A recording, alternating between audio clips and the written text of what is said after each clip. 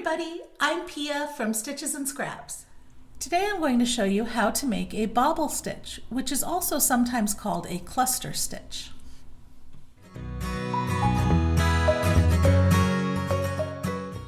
Bobbles, sometimes called clusters, are actually a technique more than a specific stitch because you can make them in different ways depending on the look you're trying to achieve. So first I'm going to show you a 5 double crochet bobble, and then we'll talk about some of the things you can change up.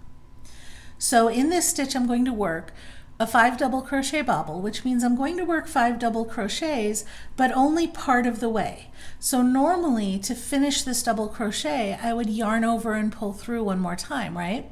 But I'm not going to do that. I've got 2 loops on my hook now, and I'm going to go ahead and start my next double crochet. So leave these 2 alone, yarn over, insert my hook in the same spot, and pull up a loop, yarn over and pull through 2. So now you can see I've done a half of a double crochet twice. Let's keep doing that till we have 5 of those. Yarn over, pull up a loop, yarn over and pull through both. Okay, yarn over, insert your hook and pull up a loop, yarn over and pull through both. That is 4. Let's do one more. Okay, so now I have 5, if you can see when I pull this apart, coming out of this stitch here, I have 5 partial double crochets. 1, 2, 3, 4, 5. Each one of them added another loop to my hook because I didn't finish the stitch, so that gives me 6 loops on my hook. Now I'm going to finish this by doing a yarn over and pulling through all 6 loops at once.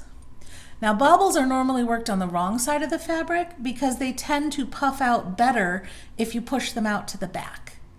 But you can, I mean, some patterns will have them on the front, but they tend to most often work best in the back. Now some patterns will also tell you to finish your bobble with a chain.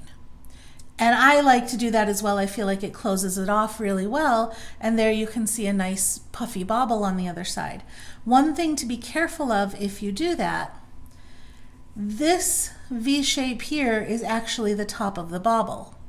This one here is coming from my chain.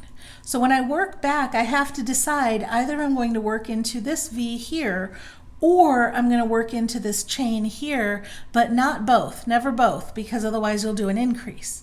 So be careful of that. If you put that extra chain in, it gives you a little extra V at the top that you may accidentally do an increase with. So that is 5 double crochet bobble. Let's show you one more of those. And you can see after I make a couple more stitches, I'm just getting down the row a little bit here. After I make a few more stitches, you'll see how that pushes out and you get the nice bump on the other side. So that's a 5 double crochet bobble. Now you could do a 7 double crochet bobble and that'll give you a bigger bump, or a 3 double crochet would give you a smaller bump. Let's do 6 just to see what that looks like, okay? So yarn over, pull up a loop, yarn over and pull through 2. Do it again, a total of 6 times. So there's 3, there's 4, there's 5, and there's 6. Okay, so now you can see, you can count a couple different ways. You can either count the number of loops, because there was 1 already on my hook, and then I added 6. 1, 2, 3, 4, 5, 6, so I've got a total of 7. Or you can pull this apart and count the number of stitches that are coming out of that hole. 1, 2, 3, 4, 5, 6 stitches. So that's a 6 double crochet bobble. All right, and that'll just make a slightly fuller, thicker, denser bobble. Not hugely noticeable, but as you keep adding more stitches, it becomes more puffy. Let me get a few stitches away from it and show you. You can see how that one is just a little bit puffier than this one is. It sticks out just a little bit more. Another way to make a bobble puffy is to change up the difference in the height between the stitches. Well, what do I mean by that? We're on a double crochet row and we've been working double crochet bobbles. So they're all about the same height as the row that we're working. But what if I worked a treble crochet bobble? So instead of yarn over once, I'm yarning over twice. okay? Actually, I'm going to rip this out because I want more space to work over here. With treble crochets and taller stitches, you have more options in how to do the bobble because there are more steps in finishing the stitch. So you can decide how far you want to finish it. So let me show you what I mean by that. For a treble crochet, you yarn over twice, right? So insert your hook, pull up a loop, yarn over and pull through 2. But now that's added 2 loops to our hook. If I was to finish the stitch all the way to the last step like we did with the double, I'd have to yarn over and pull through 2 again, and now that's only added 1 loop. So let's go ahead and do a bobble that way. That's going to give us a leggy kind of a bobble where each stitch is very separate from each other. So we yarn over and pull through 2, yarn over and pull through 2. Do that. Let's do 5 of them. So this is 3. And you can see each one, just like with the doubles, each one is adding 1 loop to our hook, but we're doing that extra pull through because with the treble you have 2 yarn overs. So now we have, oops, split the yarn there. There we go. 1, 2, 3, 4, 5, 6. So I've only got 5. Yeah, that's what I wanted, 5. Okay. So now I've got 5 trebles, and I'm going to yarn over and pull through all of them. Okay, let me get a couple stitches in and you'll see what I mean by leggy. 2, 3.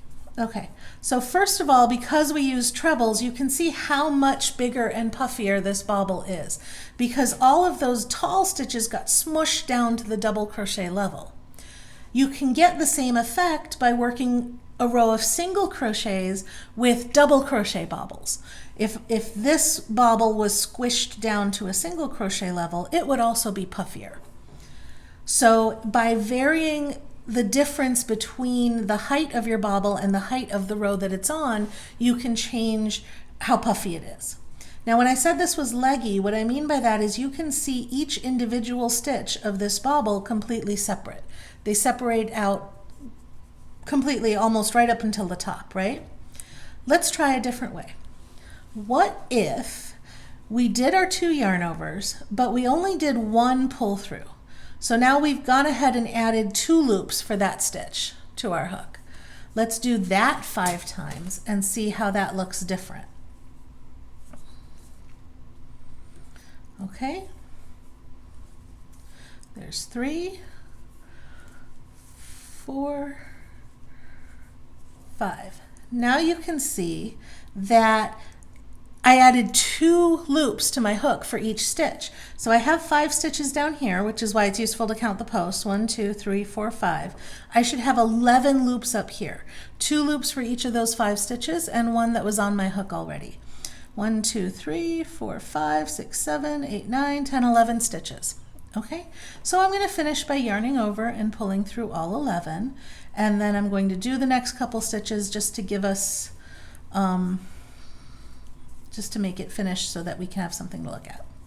All right, so now you can see height-wise and puffiness-wise, these are very similar, right? But this bobble is more cohesive. It doesn't pull apart as much. It's a little bit less puffy than this one, but it also isn't as separate as this one. Okay, so that is a different variation. It's shorter, it's puffier, but it's not as leggy as that one. So as you can see, bobbles can be played with. You can make bobbles with all different stitches. Really anything above, anything a double crochet or above will work for a bobble. If you do half double crochet, that's a different stitch, which I will show you in a different video. That's a puff stitch, but any stitch above a double crochet will work for a bobble, and you can decide how far you want to complete the stitch. The gist of the technique is you complete the stitch part of the way and then finish all the stitches together at once. And you can also change the number of stitches you use, lots of variations. So it's very important when you are looking at a pattern that you look how they define a bobble, because it may be very different depending on the designer. If you enjoyed this video, please give me a thumbs up, share it with your friends, or leave me a comment. You can also subscribe to my YouTube channel for more great videos. Thanks for watching.